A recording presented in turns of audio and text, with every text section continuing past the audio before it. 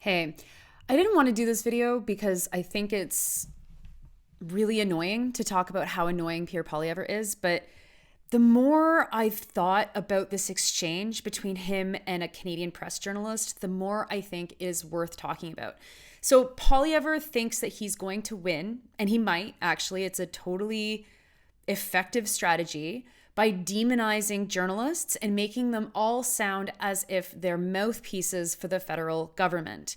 So there was this exchange yesterday, and because I don't subscribe to Twitter Extra or whatever it's called, I couldn't download it. So here, let's listen to it together. If I can get this thing to go properly as I had it before. Why did your party want to grant over $100 million in regulatory relief to the mainstream media? We don't want to give any tax dollars to the mainstream media. Our belief is that the mainstream media and all... Your party's decision to grant regulatory relief? So I'll answer your question.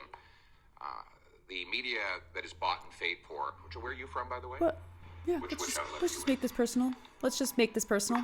Where are you from? Lady, where are you from? Okay. Canadian press. The Canadian press. You're talking about tax dollars for media. Isn't CBC your biggest... I can answer... Yeah, you want to answer? She's asking one question. He's answering something else. She's trying to get him to answer her question. Totally normal. When would you like me to respond? Okay, good. Go ahead. Okay, great. So, of course, you are a tax-funded media outlet and Not true. Justin Trudeau's message. Not true. And so Total lies. You're interrupting me again. And she's interrupting you because you're lying. I am answering the question. Do you regret granting $100 million in regulatory relief to the mainstream media? Your question is false. So if you can allow me to correct your falsehoods, then we can Lying? answer That's a the lie? question directly. He's lying? False. Canadian conservatives do not believe in giving tax dollars Lying? to media outlets. That's a lie. Justin Trudeau. That's a lie. Justin Trudeau. That's him. Justin Trudeau. That's him. Okay, if you It's a lie. don't want me to answer the question, I'll move on to someone else. Oh. You're a tax-funded mouthpiece to the PMO. That's Not the true. reality. That's a lie. So Question answered. You committed I'm trying to. answer the question. I'm trying to, but you're heckling. Are you going to let me answer the question, or are you just going to heckle on behalf of Justin Trudeau? Right. Which is it? I would love the answer. Great. So our party does not support tax dollars for media outlets because You that's have? how we end up with You biased have? media That's what like she's you, asking? who No? come here That's and not true? articulate the PMO talking points rather than delivering real news to the Canadian people.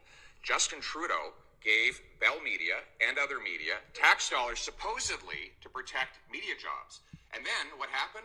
They all got laid off. So that the supposed justification for giving Bell all this money was that it was going to save media jobs.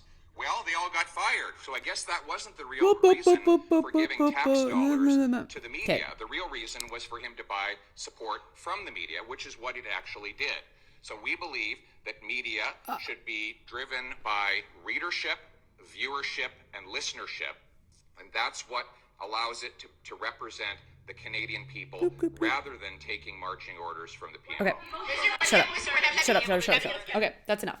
So he is straight up lying in this video. And what the reporter there is referring to, and I'm not sure that it's the same reporter who wrote this piece, Mickey Jurek, though I imagine it probably was, is that the Canadian press has reported that back in 2022, the Conservatives and the NDP proposed something called regulatory relief, which this journalist keeps saying. Now, that's just a very stupid, buzzwordy way of saying they were going to hand money over to Bell. They're going to hand money over to Bell Media, or not just Bell Media, the private broadcasters, to save about $120 million in regulatory fees. So, we've got regulation, we've got the CRTC, these companies pay money to be able to operate within Canada, and the Conservatives were trying to hand them over $120 million in regulatory relief, in money that they did not have to pay to the Canadian government. Poilievre has turned that into being, actually, the Liberals were just paying journalists to report on things the way we want them reported. It's such an egregious lie, and it really cuts to the heart of like the credibility of journalists, that you can hear her frustration in her voice as she's talking, and you can tell that Poilievre gets off on talking to women like this, getting them really, really angry, and then, well, actually, will you let me speak? Well, actually, you're lying. Well, actually, blah, blah, blah. It's like, that's a tactic that's going to work, unfortunately, but it is, let's be very clear, a tactic. So let's really start at the basis. Is the Canadian press funded by the federal government? No, not at all. They are a consortium of agencies that are funded by other news agencies. And one of the news agencies that funds them is CTV, is Global, and the Canadian Broadcasting Corporation. And so Poilievre is making the jump because the CBC is a member of the Canadian press, and because people think the Canadian press and the Canadian Broadcasting Corporation sound the same, that they're the same thing. And rather than actually owning the fact that, yes, his party moved a motion to save Bell Media and other private broadcasters $120 million, rather than admitting that, he's just straight up lying and saying, no, that's not what we're doing. It's what you actually are working for Justin Trudeau. It's really, really insidious. And I get really annoyed by this because, you know, it's easy to make fun of it, and it's so made funnable. I mean, he's so easy to make fun of, but people believe it. I was doing a presentation years ago in Regina, where I asked a question to the crowd. The presentation was on disinformation and misinformation and how do we understand what is what in Canada. And in 2 presentations, when I asked the question, what is disinformation? The answer was CBC in 2 sessions. And this was a group of healthcare workers who had no faith in the public broadcaster to tell them the truth. We are in an era where all mainstream media in Canada has become, like, is dancing on the head of a pin, has one single opinion on everything. And if you're reading an article from CTV or Global or CBC and you take the headline off and you erase who wrote it, or the Canadian press, you won't know where it came from because there's no editorial perspectives that are notably different. If you get down to like the Toronto Star, where the perspectives are like ostensibly progressive, which they're 100% not progressive, but they are liberal, you can start to see a little bit of difference between, you know, the opinion pages of the Toronto Star and the opinion pages of the National Post. But even between those 2 news organizations, the reporting is going to be pretty similar. That comes through the same frame that doesn't deviate too far off of this happened, then this happened, and then this happened. Now, this is a problem, actually, because people, when they get their news, they want news that is not just stenography, that is not just a blow-by-blow of what happened, but that actually explains to people, why does this matter? Why should I care? How is this going to impact me? And there are a million answers to those questions for every single issue. But when you live in a country where all of the national broadcasters and all of the large media organizations give people the exact same thing all the time, or what's worse, they rely on the Canadian press because they don't have the money, because they won't spend the money, or they're losing money, whichever, on actually paying for journalists to fill the pages. They have an empty page on a Sunday, they're going to pull something from the Canadian press. That's how it works. Canadians get very cynical about this. And Poilievre has used this to show that there's collusion within journalism among journalists, because all of these competing news agencies are all pulling news from the Canadian press, right? Some sort of like, oh, this is so nefarious. It's like, no, that's literally how it works. But it is a problem that so many newspapers rely on the Canadian press when they should have enough people to be doing their own journalism. This is what happens when you're in a downward spiral. And the convergence of all of our national mainstream media to have the exact same line on everything is the source of part of this problem. And it is what allows Poilievre to claim that this is being done in the service of Justin Trudeau. Even though his lie, straight up lying. Like I'm nobody. I am nobody. And I would have so much shame to just like make a video and be like, I'm just gonna straight up lie to you right now, and this is a lie. Like, okay, fine, but here he is lying in front of people who know better, right? So, I mean, full points to his capacity to lie. Like, I guess that's amazing.